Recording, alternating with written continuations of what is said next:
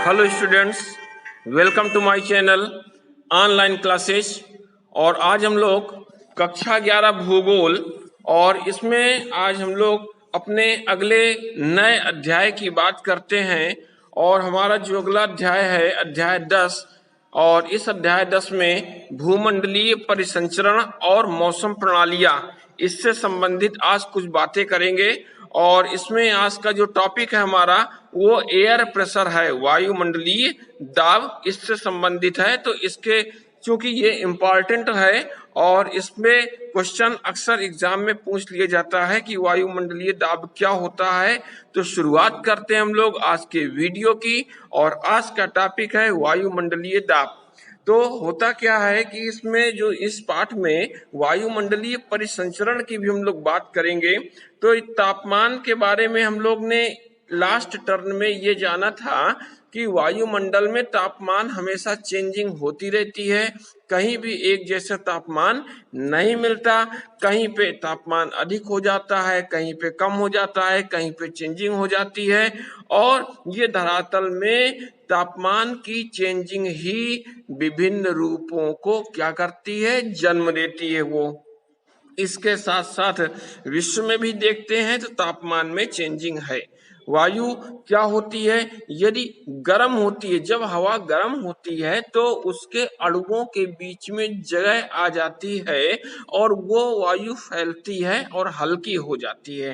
तो जब वायु गर्म होगी, फैलेगी, भार में हल्की हो जाएगी, तब क्या होगा, वो हल्की होकर के ऊपर की ओर उठेगी। ठीक उसी तरह जब वायु ठंडी होगी और ठंडी होकर के भारी हो जाएगी, सिकुड़ेगी वो, और फिर ये नीचे की ओर आएगी वायु।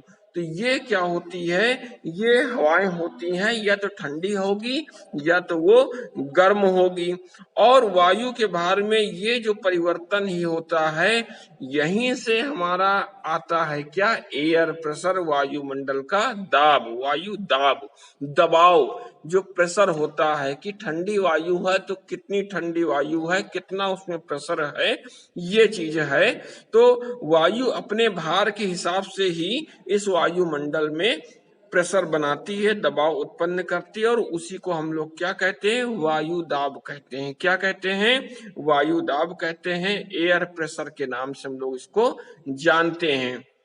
इसके अलावा तापमान और वायुदाब के विपरीत भी आपस में ये संबंध पाया जाएगा। इसका मतलब तापमान अधिक होगा तो वायुदाब कम होगा, तापमान कम होगा तो वायुदाब अधिक होगा। ये जो है विपरीत संबंध होगा। तापमान अधिक होगा तो वायुदाब कम हो जाएगा, तापमान कम होगा तो वायुदाब अधिक हो जाएगा।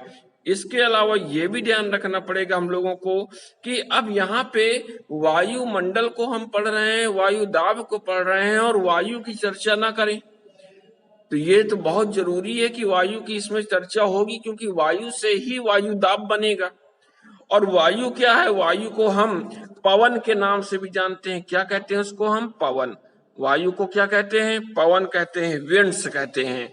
अब ये पवन क्या है, ये कैसा साधन है कि पृथ्वी में तापमान और आर्द्रता के पुनर्वितरण का कार्य करती है। एक जगह जो भी टेम्परेचर होगा, जो भी वहां पे आर्द्रता या नमी होगी, जब हवा चलेगी, हवा बहेगी, तो वो नमी या तापमान एक स्थान से दूसरे स्थान तक पहुंचेगा, संचरण होगा उसका। तो इस तरह क्या होता है, एक पुनर्वितरण का कार्य ये करती है ये हवाएं, और संपूर्ण पृथ्वी में तापमान और नमी का प्रभाव बना रहता है इस वायु के कारण ही। साथ में जो ऊपर उठती हुई हल्की वायु होती है, उसका तापमान फिर कम हो जाता है और मेघों का निर्माण हो जाता है। और जो वायुमंडल में परिसंचरण है, परिसंचरण के बाद वायुदाब, नमी और इसमें विक्षोभ भी होता है, वायु राशियों की उत्पत्ति और मौसम आदि क्रियाएं भी इसमें साथ में चलती हैं।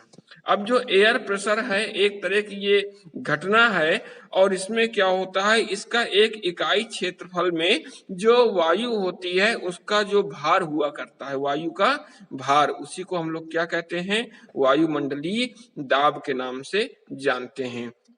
और इसको यदि हम मापते हैं तो इसको एम और बी के नाम से जानते हैं। एमबी कहते हैं, मिली बार के नाम से ये इकाई है और इसमें वायु का प्रेशर नापा जाता है, दबाव नापा जाता है ये। तो अब क्या होगा कि जो भी ये हवाएं हैं, वायु है, ये एक तरह का क्या होता है, अपना इसका स्वयं का भार होता है और धरातल में जो भी वायु होती है अपने भार द्वारा दबाव डाला करती हैं, चाहे वो समुद्र में डाले, चाहे वो जमीन में डालेंगे, लोगों पे, व्यक्ति पे, हर किसी पे वायु का दबाव पड़ा करता है। और जो भी ये भार होता है उसको हम लोग क्या कहते हैं, वायु दाब कहते हैं। इसके अलावा तापमान में अधिक होने से वायु दाब कम हो जाता है और कम होने पे वायु दाब अधिक हो जाता है।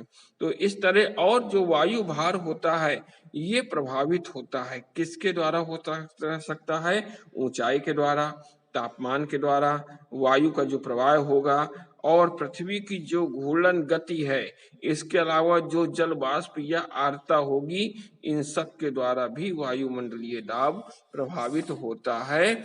और इसके हिसाब से ही चेंजिंग होती है कि कहाँ पे बारिश हो रही है, कहाँ पे धूप निकल रही है, कहाँ क्या है।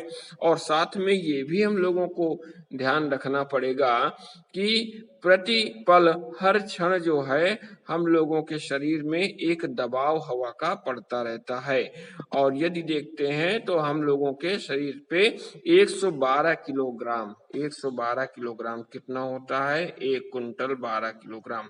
तो 112 किलोग्राम हवा का दबाव हर क्षण, चाहे वो छोटा बच्चा हो, चाहे वो बुजुर्ग हो, कोई भी हो, 112 किलोग्राम का दबाव उसके ऊपर होता है। अगर अलग से कह दिया जाए कि उठाने के लिए इतना वजन उठा लिया जाए तो कोई उठा नहीं पाएगा, लेकिन आदत पड़ गई है कि वायु का इतना वजन हम लोगों का शरीर सह लेता है। और साथ में अब क्या होता है कि वायु दाब मापने वाला एक यंत्र होता है और उस यंत्र को कहा जाता है बैरोमीटर। क्या कहा जाता है, बैरोमीटर के नाम से उस यंत्र को हम लोग जानते हैं और इसके द्वारा वायु दाब को नापा जाता है।